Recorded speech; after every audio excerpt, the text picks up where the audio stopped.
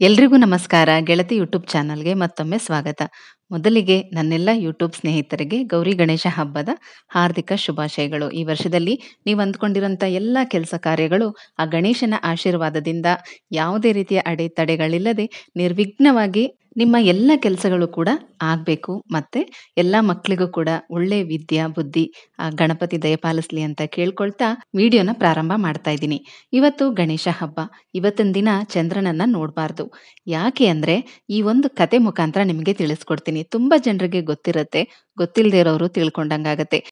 ಅಪ್ಪಿ ತಪ್ಪಿ ಕೂಡ ಇವತ್ತಿನ ದಿನ ಚಂದ್ರನನ್ನ ದರ್ಶನ ಮಾಡಬಾರ್ದು.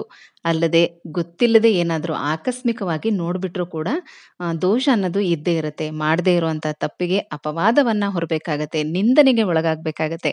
ಆ ಕಾರಣದಿಂದ ಹೇಳ್ತಾ ಇದ್ದೀನಿ. ನಾವು ಆಕಾಶ ಏನು ನೋಡೋದಿಲ್ಲ, ಹಾಗೆ ತಲೆ ತಗ್ಗಿಸ್ಕೊಂಡು ನಡ್ಕೊಂಡು ಓಡಾಡ್ತೀವಿ, ನಾವು ಮೇಲೆ ತಲೆ ಎತ್ತಿ ಚಂದ್ರನ ನೋಡೋದಿಲ್ಲ ಅಂತ ಅಂದರೂ ಕೂಡ ಯಾವುದೇ ರೂಪದಲ್ಲಿ ಫೋಟೋದಲ್ಲಾಗಿರಬಹುದು, ಫೋನ್ಗಳಲ್ಲಾಗಿರಬಹುದು ಅಥವಾ ನೀರಿನಲ್ಲಿ ಚಂದ್ರನ ಬಿಂಬವನ್ನು ನೋಡಿದ್ರೂ ಕೂಡ ಖಂಡಿತವಾಗ್ಲೂ ದೋಷ ಅನ್ನೋದು ಬಂದೇ ಬರುತ್ತೆ.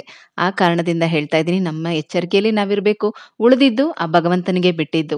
ಯಾವುದೆಲ್ಲ ಅನುಭವಿಸ್ಬೇಕು ಅಂತ ಇರುತ್ತೋ ಅದು ಒಳ್ಳೇದಾಗಿರ್ಲಿ ಕೆಟ್ಟದಾಗಿರ್ಲಿ ಹಣೆ ಬರಹದಲ್ಲಿದ್ರೆ ಅದನ್ನ ಅನುಭವಿಸ್ಲೇಬೇಕಾಗತ್ತೆ. ಆದ್ರೆ ಗೊತ್ತಿದ್ದು ತಪ್ಪು ಮಾಡೋದು ಬೇಡ. ಹಾಗಾಗಿ ಹೇಳ್ತಾ ಇದ್ದೀನಿ, ಅಕಸ್ಮಾತ್ ಏನಾದ್ರೂ ಗೊತ್ತಿಲ್ಲದೆ ಚಂದ್ರ ದರ್ಶನ ಮಾಡ್ಬಿಟ್ರು ಕೂಡ ಯಾವ ರೀತಿ ಪರಿಹಾರ ಮಾಡ್ಕೋಬೇಕು, ಒಂದು ಸ್ತೋತ್ರವನ್ನ ಇಲ್ಲಿ ಕೊಟ್ಟಿದ್ದೀನಿ, ಡಿಸ್ಕ್ರಿಪ್ಷನ್ ಬಾಕ್ಸ್ ಅಲ್ಲಿ ಕೊಟ್ಟಿರ್ತೀನಿ, ಅದನ್ನ ನೋಡಿ ಬರ್ದಿಟ್ಕೊಳ್ಳಿ. ಅಕಸ್ಮಾತಾಗಿ ಚಂದ್ರ ದರ್ಶನ ಏನಾದರೂ ನೀವು ಮಾಡಿಬಿಟ್ರೆ ಆ ಒಂದು ಮಂತ್ರವನ್ನ 7 ಸಲ ನೀವು ಹೇಳ್ಕೋಬೇಕು. ಅಂದ್ರೆ ವರ್ಷ ಪೂರ್ತಿ ಪ್ರತಿದಿನ ನೀವು ಹೇಳ್ತಾನೆ ಇರಬೇಕು. ಆಗ ಆ ಒಂದು ದೋಷದ ಪ್ರಭಾವವನ್ನ ಕಡಿಮೆ ಮಾಡ್ಕೋಬಹುದು. ಆದ್ರೆ ಆಗೋದನ್ನ ಮಾತ್ರ ಯಾರು ತಪ್ಸಕ್ಕಾಗೋದಿಲ್ಲ. ಬರುವಂತ ಅಪವಾದವನ್ನ ಅನುಭವಿಸ್ಲೇಬೇಕಾಗತ್ತೆ. ಹಾಗಾಗಿ ಯಾವ ರೀತಿ ಪರಿಹಾರ ಮಾಡ್ಕೋಬಹುದು, ಸ್ವಲ್ಪ ಮಟ್ಟಿಗಾದ್ರೂ ಅದರ ಒಂದು ತೊಂದರೆಯಿಂದ ಯಾವ ರೀತಿ ನಾವು ಪಾರಾಗಬಹುದು ಅನ್ನೋದನ್ನ ಈ ವಿಡಿಯೋದಲ್ಲಿ ತಿಳಿಸ್ಕೊಡ್ತಾ ಇದ್ದೀನಿ. ಯಾಕೆ ಇಷ್ಟೊಂದು ಎಚ್ಚರಿಕೆಯಿಂದ ಇರಬೇಕು ಅಂದ್ರೆ ಈ ಒಂದು ದೋಷ ಅನ್ನೋದು ದೇವಾನು ದೇವತೆಗಳನ್ನೇ ಬಿಟ್ಟಿಲ್ಲ. ದೇವತೆಗಳು ಕೂಡ ಗೊತ್ತಿಲ್ಲದೆ ಚಂದ್ರ ದರ್ಶನವನ್ನ ಚೌತಿಯ ದಿನ ಚಂದ್ರ ದರ್ಶನವನ್ನ ಮಾಡಿರೋದ್ರಿಂದ ದೇವತೆಗಳು ಕೂಡ ಸಾಕಷ್ಟು ಕಷ್ಟವನ್ನ ಅನುಭವಿಸಿದ್ದಾರೆ. ಅದರಲ್ಲಿ ಒಂದು ಕಥೆನೂ ಕೂಡ ಇದೇ ವಿಡಿಯೋದಲ್ಲೇ ತಿಳಿಸ್ಕೊಡ್ತಾ ಇದ್ದೀನಿ. ವಿಡಿಯೋನ ಪೂರ್ತಿಯಾಗಿ ನೋಡಿ. ಚಂದ್ರ ದರ್ಶನದ ದೋಷ ಪರಿಹಾರ ಆಗ್ಬೇಕು ಅಂದ್ರೆ ಈ ಕಥೆನೂ ಕೂಡ ನಾವು ಕೇಳೋದ್ರಿಂದ ಓದೋದ್ರಿಂದ ಆ ಒಂದು ದೋಷ ಪರಿಹಾರ ಆಗತ್ತೆ. ಗಣೇಶ ಚತುರ್ಥಿ ದಿನ ಯಾಕೆ ನಾವು ಚಂದ್ರನ ನೋಡಬಾರ್ದು, ಬನ್ನಿ ಅದನ್ನು ಕೂಡ ಚುಟುಕಾಗಿ ನಿಮಗೆ ತಿಳಿಸ್ಕೊಡ್ತೀನಿ. ಗಣೇಶ ಚತುರ್ಥಿ ದಿನ ಗಣಪತಿಗೆ ಪೂಜೆ ಪುನಸ್ಕಾರ ಭೂಲೋಕದಲ್ಲಿ ತುಂಬಾ ಚೆನ್ನಾಗಿ ನಡೀತಾ ಇರುತ್ತೆ. ಗಣಪತಿ ಕೂಡ ತುಂಬಾನೇ ಖುಷಿಯಿಂದ ಎಲ್ಲಾ ಕಡೆಗೂ ಓಡಾಡ್ಕೊಂಡು ಭಕ್ತರು ಅವ್ರಿಗೆ ಕೊಟ್ಟಿದ್ದಂತ ಮೋದಕ ಕಡುಬು ಎಲ್ಲನೂ ಕೂಡ ತೃಪ್ತಿ ಆಗುವಷ್ಟು ತಿಂದು ಅವರು ರಾತ್ರಿ ಕೈಲಾಸದ ಕಡೆಗೆ ಹೊರಡ್ತಾ ಇರ್ತಾರೆ. ಅವರ ವಾಹನ ಆದ ಇಲಿ ಮೇಲೆ ಕೂತ್ಕೊಂಡು ಅವರು ಹೊರಡ್ತಾ ಇರ್ತಾರೆ. ಹೀಗೆ ಹೋಗುವಂತ ಸಂದರ್ಭದಲ್ಲಿ ಆ ದಿನ ಬಿದಿಗೆ ತಿಥಿ. ಬಿದಿಗೆ ದಿನ ಚಂದ್ರ ತುಂಬಾನೇ ಸುಂದರವಾಗಿ ಕಾಣಿಸ್ತಾ ಇರ್ತಾನೆ. ಚಂದ್ರನಿಗೆ ತಾನು ತುಂಬಾನೇ ಸುಂದರವಾಗಿದ್ದೀನಿ ಅನ್ನುವಂತ ಒಂದು ಸಣ್ಣ ಗರ್ವ ಇತ್ತು. ಹಾಗಾಗಿ ಆಕಾಶದಲ್ಲೇನೆ ಕೂತ್ಕೊಂಡು ನೋಡ್ತಾ ಇರ್ತಾರೆ ಗಣೇಶ ಏನೆಲ್ಲ ಮಾಡ್ತಾರೆ. ಇಷ್ಟು ದೊಡ್ಡ ಗಾತ್ರದ ದೇಹ ಇಟ್ಕೊಂಡು ಈ ಪುಟ್ಟು ಇಲಿ ಮೇಲೆ ಹೇಗೆ ಕೂತ್ಕೊಂಡು ಬರ್ತಾ ಇದ್ದಾನಲ್ಲ ಅಂತ ಮೇಲೆ ನಿಂತು ನೋಡ್ತಾ ಒಳೊಳಗೆ ನಗ್ತಾ ಇರ್ತಾರೆ. ಹೀಗೆ ನಗುವಂತ ಸಂದರ್ಭದಲ್ಲಿ ಇಲ್ಲಿ ಇಲಿ ಮೇಲೆ ಗಣಪತಿ ಕೂತ್ಕೊಂಡು ಬರುವಾಗ ಆ ಕಡೆಯಿಂದ ಒಂದು ಹಾವು ಬರ್ತಾ ಇರುತ್ತೆ. ಹಾವನ್ನ ನೋಡಿದಂತ ಇಲಿ ಭಯದಿಂದ ಓಡೋದಕ್ಕೆ ಶುರು ಮಾಡತ್ತೆ. ಇಲಿ ಓಡುವಾಗ ಮೇಲೆ ಕೂತಿದಂತ ಗಣಪತಿ ಕೆಳಗಡೆ ಬಿದ್ದು ಬಿಡ್ತಾರೆ. ಮೊದಲೇ ಹೊಟ್ಟೆ ತುಂಬಾ ತಿಂದು ಹೊಟ್ಟೆ ಕೂಡ ಭಾರ ಆಗ್ಬಿಟ್ಟಿರುತ್ತೆ. ಅವ್ರ ಕೈಲಿ ಮೇಲೆ ಎದ್ದೇಳೋದಕ್ಕೆ ಆಗ್ತಾ ಇರೋದಿಲ್ಲ. ತುಂಬಾ ಕಷ್ಟಪಡ್ತಾ ಇರ್ತಾರೆ. ಕೂತ ಜಾಗದಲ್ಲೇ ಒದ್ದಾಡ್ತಾ ಇರ್ತಾರೆ ಎದ್ದೇಳೋದಕ್ಕೋಸ್ಕರ. ಇದನ್ನ ನೋಡಿದಂತ ಚಂದ್ರನಿಗೆ ನಗು ತಡೆಯೋದಕ್ಕೆ ಆಗೋದಿಲ್ಲ. ತುಂಬಾನೇ ಗಹಗಹಿಸಿ ನಗ್ತಾ ಇರ್ತಾರೆ. ಯಾರು ಇಷ್ಟು ಜೋರಾಗಿ ನಗ್ತಾ ಇರೋದು ಅಂತ ಸುತ್ತಮುತ್ತ ನೋಡಿದಂತ ಗಣಪತಿಗೆ ಮೇಲೆ ಆಕಾಶದಲ್ಲಿ ಚಂದ್ರ ಕಾಣಿಸ್ಬಿಡ್ತಾರೆ. ಅದನ್ನ ನೋಡಿ ತುಂಬಾನೇ ಕೋಪ ಬರುತ್ತೆ ಗಣೇಶನಿಗೂ ಕೂಡ. ನನ್ನನ್ನ ನೋಡಿ ಹಣಕಿಸಿಕೊಂಡು ನೀನು ನಗ್ತಾ ಇದೀಯಾ, ನೀನು ಚೆನ್ನಾಗಿದ್ದೀನಿ ಅಂತ ನಿನಗೆ ತುಂಬಾನೇ ದುರಹಂಕಾರ ಇದೆ ಅಲ್ವಾ, ಇನ್ನು ಮುಂದೆ ನೀನು ಕಪ್ಪಾಗಿ ಹೋಗು, ಯಾರ ಕಣ್ಣಿಗೂ ನೀನು ಕಾಣಿಸ್ಲೇಬಾರ್ದು ಅಂತ ಹೇಳಿ ಶಾಪ ಕೊಟ್ಬಿಡ್ತಾರೆ. ಆಮೇಲೆ ಆ ಇಲಿನ ಕರೆದು ಹೆದರ್ಕೋಬೇಡ ನಾನಿದೀನಲ್ವಾ ಬಾ ಅಂತ ಹೇಳಿ ಇಲಿನ ಕರೆದು ಪಕ್ಕದಲ್ಲಿ ಇರಿಸ್ಕೊಂಡು ಹರ್ಕೊಂಡು ಹೋಗ್ತಾ ಇದ್ದಂತ ಹಾವನ್ನ ಹಿಡಿದು ಹೊಟ್ಟೆಗೆ ಬಿಗಿಯಾಗಿ ಕಟ್ಟಿ ಎದ್ದು ನಿಂತ್ಕೊಂಡು ಮತ್ತೆ ಇಲಿ ಮೇಲೆ ಕೂತು ತನ್ನ ಪ್ರಯಾಣವನ್ನ ಮುಂದುವರಿಸ್ತಾರೆ. ಆಗ ಚಂದ್ರನಿಗೆ ತನಗೆ ಶಾಪ ಕೊಟ್ಟಿದ್ದು ಅರಿವಾಗಿ, ತನ್ನ ತಪ್ಪಿನ ಅರಿವಾಗಿ ಮತ್ತೆ ಭೂಲೋಕಕ್ಕೆ ಬಂದು ಗಣಪತಿಯನ್ನ ಪರಿಪರಿಯಾಗಿ ಪ್ರಾರ್ಥನೆ ಮಾಡಿ ಅಂಗಲಾಚಿ ಬೇಡ್ಕೋತಾರೆ. ಗಣೇಶನನ್ನ ಸ್ತೋತ್ರಗಳಿಂದ ಸ್ತುತಿಸ್ತಾ ಪ್ರಾರ್ಥನೆಯನ್ನ ಮಾಡ್ತಾರೆ. ಆಗ ಪ್ರಸನ್ನನಾದಂತ ಗಣಪತಿ ಕೊಟ್ಟಿರೋ ಶಾಪನ ಯಾವುದೇ ಕಾರಣಕ್ಕೂ ಹಿಂದಕ್ಕೆ ತಗೊಳ್ಳೋದಿಕ್ಕಾಗೋದಿಲ್ಲ. ಆದ್ರೆ ಅದರ ಪ್ರಭಾವನ ಕಡಿಮೆ ಮಾಡ್ಬೋದು ಅಂತ ಹೇಳಿ, ಇನ್ನು ಮುಂದೆ ನೀನು 15 ದಿನ ಮಾತ್ರ ಕಾಣಿಸ್ಕೋಬೇಕು. ಇನ್ನು 15 ದಿನ ಕಾಣಿಸ್ಕೋಬಾರ್ದು. ತಿಂಗಳಲ್ಲಿ ಒಂದೇ ಒಂದು ದಿನ ಮಾತ್ರ ನೀನು ಪೂರ್ಣವಾಗಿ ಗೋಚಾರ ಆಗಬೇಕು ಅಂತ ಹೇಳಿ, ಅದರ ಜೊತೆಗೆ ಗಣೇಶ ಚತುರ್ಥಿ ದಿನ ನೀನು ಎಷ್ಟೇ ಸುಂದರವಾಗಿ ಕಾಣಿಸಿದ್ರು ಕೂಡ ಜನರು ಯಾರೂ ನಿನ್ನನ್ನು ನೋಡಬಾರ್ದು. ನೋಡಿದ್ರೆ ಅವ್ರಿಗೆ ಅಪವಾದಗಳು ಬರುತ್ತೆ. ಒಂದು ವರ್ಷ ಪೂರ್ತಿ ಅವರು ಕಷ್ಟಗಳನ್ನ, ಅವಮಾನಗಳನ್ನ ಎದುರಿಸ್ಬೇಕಾಗತ್ತೆ ಅಂತ ಹೇಳಿ ಶಾಪವನ್ನ ಕೊಟ್ಬಿಡ್ತಾರೆ. ಈ ಕಾರಣದಿಂದನೇ ಚೌತಿಯ ದಿನ ಬಿದಿಗೆ ತಿಥಿ ಇರುತ್ತೆ.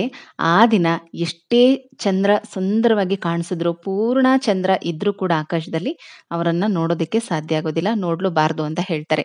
ಇದು ಏನಕ್ಕೆ ಅಂದ್ರೆ ಚಂದ್ರನಿಗೆ ಇದ್ದ ಅಹಂಕಾರದ ಒಂದು ಸಲುವಾಗಿ, ಅಹಂಕಾರವನ್ನ ಮುರಿಯೋ ಸಲುವಾಗಿ ಈ ಒಂದು ಶಾಪ ಅಂತ ಹೇಳ್ಬೋದು.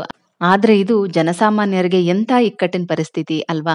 ಚಂದ್ರ ತಪ್ಪು ಮಾಡಿದ್ದು, ಆದ್ರೆ ಚಂದ್ರನನ್ನ ನೋಡುವಂತ ಜನರಿಗೂ ಕೂಡ ಶಿಕ್ಷೆ ತಪ್ಪಿದ್ದಲ್ಲ. ಹಾಗಾಗಿ ಹೇಳ್ತಾ ಇದ್ದೀನಿ, ಅಪ್ಪಿ-ತಪ್ಪಿ ಕೂಡ ಹೊರಗಡೆ ಓಡಾಡ್ಕೊಂಡು ಚಂದ್ರನನ್ನ ಆ ದಿನ ನೋಡಕ್ ಹೋಗ್ಬೇಡಿ. ಆಮೇಲೆ ಚಂದ್ರ ಕೇಳ್ತಾರೆ, ಅಕಸ್ಮಾತ್ ಯಾರೇ ಆಗ್ಲಿ ಆಕಸ್ಮಿಕವಾಗಾದ್ರೂ ನನ್ನ ದರ್ಶನವನ್ನ ಮಾಡ್ಬಿಟ್ರೆ ಅವರು ಹೇಗೆ ಆ ದೋಷನ ನಿವಾರಣೆ ಮಾಡ್ಕೋಬಹುದು ಅಂತ.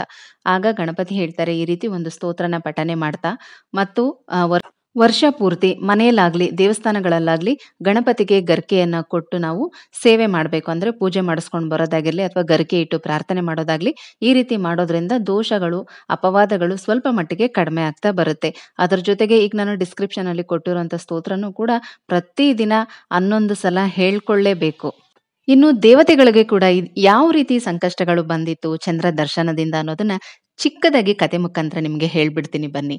ಕೃಷ್ಣನಿಗೆ ಕಳ್ಳತನದ ಅಪವಾದ ಬಂದಿದ್ದು ಕತೆ ನಿಮ್ಗೆಲ್ರಿಗೂ ಕೂಡ ಗೊತ್ತಿರುತ್ತೆ. ಅದು ಯಾವ ರೀತಿ ಗೊತ್ತಾ?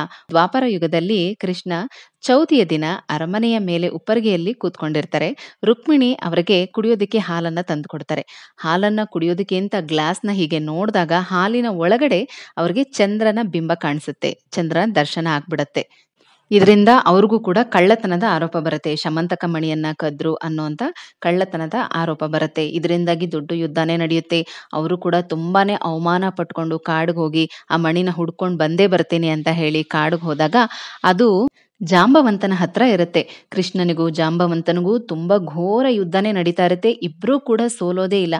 ಆಗ ಕೃಷ್ಣ ರಾಮನ ಅವತಾರದಲ್ಲಿ ಜಾಂಬವಂತನಿಗೆ ದರ್ಶನವನ್ನ ನೀಡ್ತಾರೆ. ಆಗ ಜಾಂಬವಂತನಿಗೆ ತನ್ನ ತಪ್ಪಿನ ಅರಿವಾಗಿ ಶಮಂತಕ ಮಣಿಯನ್ನ ಕೃಷ್ಣನಿಗೆ ಕೊಟ್ಟು ತನ್ನ ಮಗಳನ್ನೂ ಕೂಡ ಕೊಟ್ಟು ಮದುವೆ ಮಾಡಿ ಕಳಿಸ್ತಾರೆ. ಹೀಗೆ ಶಮಂತಕ ಮಣಿಯನ್ನ ವಾಪಸ್ ತಗೊಂಡು ಬಂದ್ಮೇಲೆ ಎಲ್ಲಾ ಜನರಿಗೂ ಕೂಡ ಅವರವರ ತಪ್ಪಿನ ಅರಿವಾಗಿ ಕೃಷ್ಣ ಯಾವುದೇ ರೀತಿ ತಪ್ಪು ಮಾಡಿಲ್ಲ ಅನ್ನೋದು ಗೊತ್ತಾಗುತ್ತೆ. ಇದೆಲ್ಲನೂ ಕೂಡ ಕೃಷ್ಣನಿಗೆ ಈ ಆರೋಪ ಬಂದಾಗ ನಾರದ ಮಹಾಮುನಿಗಳು ಅವರ ಕೈಯಲ್ಲಿ ಗಣಪತಿಯ ವ್ರತವನ್ನ ಮಾಡಿಸ್ತಾರೆ. ಗಣಪತಿಗೆ ದೂರ್ವಾರ್ಚನೆ ಅಂದ್ರೆ ಗರ್ಗೆಯಿಂದ ಅರ್ಚನೆಯನ್ನ ಮಾಡಿಸ್ತಾ, ಅಷ್ಟೋತ್ತರವನ್ನ ಹೇಳಿಸ್ತಾ, ಗಣಪತಿಯ ಸ್ತೋತ್ರಗಳನ್ನ ಹೇಳಿಸ್ತಾ ಪೂಜೆಯನ್ನ ಮಾಡಿ ಆಮೇಲೆ ಅವರು ಆ ಮಣಿಯನ್ನ ಹುಡ್ಕೋದಿಕ್ಕೆ ಕಾಡಿಗೆ ಹೋಗ್ತಾರೆ. ಅಲ್ಲಿ ಅವರಿಗೆ ಆ ಮಣಿ ಸಿಗುತ್ತೆ. ಅವ್ರ ಮೇಲೆ ಬಂದಿದ್ದಂತ ಆಪಾದನೆ ಕೂಡ ದೂರ ಆಗತ್ತೆ. ಚೌತಿ ಚಂದ್ರನನ್ನ ದರ್ಶನ ಮಾಡಿದ್ರಿಂದ ದೇವತೆಗಳಿಗೂ ಕೂಡ ಈ ಒಂದು ಸಂಕಷ್ಟ ಅನ್ನೋದು ತಪ್ಪಿದ್ದಲ್ಲ, ಅಪವಾದಗಳು ಅನ್ನೋದು ತಪ್ಪಿದ್ದಲ್ಲ. ಇನ್ನ ಮನುಷ್ಯರು ಯಾವ ಲೆಕ್ಕ ಅಲ್ವಾ? ಹಾಗಾಗಿ ಹೇಳ್ತಾ ಇದ್ದೀನಿ, ಅಕಸ್ಮಾತ್ ಆಗಿ ನೀವು ಚಂದ್ರ ದರ್ಶನವನ್ನ ಏನಾದ್ರೂ ಮಾಡ್ಬಿಟ್ರೆ ಈ ಶಮಂತಕ ಮಣಿ ಕಥೆಯನ್ನ ಓದೋದು ಅಥವಾ ಕೇಳೋದ್ರಿಂದನೂ ಕೂಡ ಈ ದೋಷ ನಿವಾರಣೆ ಆಗತ್ತೆ. ಈ ದೋಷ ನಿವಾರಣೆಗಾಗಿ ಈ ಒಂದು ಮಂತ್ರವನ್ನ ನೀವು ಪ್ರತಿದಿನ ಪದೇ ಪದೇ ನೀವು ಎಷ್ಟು ಸಲ ಬೇಕಾದ್ರೂ ಹೇಳ್ಕೊತಾನೆ ಇರ್ಬೋದು. ಒಂದು ವರ್ಷ ಪೂರ್ತಿ ಈ ಒಂದು ಮಂತ್ರನ ಹೇಳ್ಕೊತಾನೆ ಇರ್ಬೇಕಾಗತ್ತೆ. ಆ ಮಂತ್ರ ಈ ರೀತಿ ಇದೆ: ಸಿಂಹ ಪ್ರಸೇನಂ ಅವಧಿ ಸಿಂಹೌ ಜಾಂಬವತಾ ಹತಃ ಸುಕುಮಾರ ಕಮಾರೋಧ ತವ ಶೇಷ ಶಮಂತಕಃ. ಈ ಶ್ಲೋಕನ ದಿನಪೂರ್ತಿ ಪದೇ ಪದೇ ನಿಮಗೆ ಎಷ್ಟು ಸಲ ಆಗುತ್ತೋ ಅಷ್ಟು ಸಲ ಹೇಳ್ಕೊತಾನೆ ಇರ್ಬೇಕಾಗತ್ತೆ. ಅಥವಾ ಬೆಳಗ್ಗೆ ಸಂಜೆ ಹೇಳೋರಾದ್ರೆ 11 ಸಲ ತಪ್ಪದೇ ಪಠನೆ ಮಾಡಬೇಕು. ಮತ್ತೆ ಗಣಪತಿಗೆ ಆಗಾಗ ಅಂದ್ರೆ ಪ್ರತಿ ಮಂಗಳವಾರ ಆಗಿರ್ಲಿ, ಬುಧವಾರ ಆಗಿರ್ಲಿ, ಮನೆಯಲ್ಲಾಗ್ಲಿ ದೇವಸ್ಥಾನದಲ್ಲಾಗ್ಲಿ ಗರಿಕೆಯನ್ನ ಇಟ್ಟು ಪ್ರಾರ್ಥನೆ ಮಾಡ್ಕೋಬೇಕು. ಈ ರೀತಿ ಮಾಡೋದ್ರಿಂದ ಒಂದು ಸ್ವಲ್ಪ ಮಟ್ಟಿಗಾದ್ರೂ ನಿಮಗೆ ದೋಷ ಅನ್ನೋದು ನಿವಾರಣೆ ಆಗತ್ತೆ. ಬರೋ ಅಂತ ತೊಂದರೆ ತಾಪತ್ರಯಗಳೆಲ್ಲ ಮಂಜಿನ ಹಾಗೆ ಕರ್ಗೋಗ್ಬಿಡತ್ತೆ. ಏನೇ ಆದ್ರೂ ಭಗವಂತ ನಮ್ ಜೊತೆಗಿದ್ದಾನೆ ಅಂತ ಧೈರ್ಯವಾಗಿ ಜೀವನ ಸಾಗಿಸ್ತಾ ಹೋಗ್ಬೇಕು. ಈ ಮಂತ್ರನ ಓದೋದಿಕ್ಕೆ ಹೇಳ್ಕೊಳ್ಳೋದಿಕ್ ಬರಲ್ಲ ಅಂತ ಅನ್ನೋರ್ಗೆ ವಿಡಿಯೋಗಳು ಕೂಡ ಸಿಗುತ್ತೆ ಯೂಟ್ಯೂಬ್ಗಳಲ್ಲಿ. ಅದರ ಒಂದು ಉಚ್ಚಾರಣೆ ಮಾಡಿರುವಂತ ವಿಡಿಯೋಗಳು ಕೂಡ ಸಿಗುತ್ತೆ. ಬೆಳಗ್ಗೆ ಸಂಜೆ ಅದನ್ನ ಕೇಳ್ತಾ ಇರಬಹುದು. ಕೇಳ್ತಾ ಕೇಳ್ತಾ ಅದನ್ನ ಹಾಗೆ ಉಚ್ಚಾರಣೆ ಮಾಡೋದನ್ನ ಕಲ್ತ್ಕೊಂಡು ಸ್ವತಃ ನೀವೇ ಹೇಳ್ತಾ ಇದ್ರೆ ಖಂಡಿತ ಒಳ್ಳೇದಾಗತ್ತೆ. ಮುಂದಿನ ವಿಡಿಯೋದಲ್ಲಿ ಮತ್ತೆ ಸಿಗ್ತೀನಿ. ಹೋಗ್ಬರ್ಲಾ?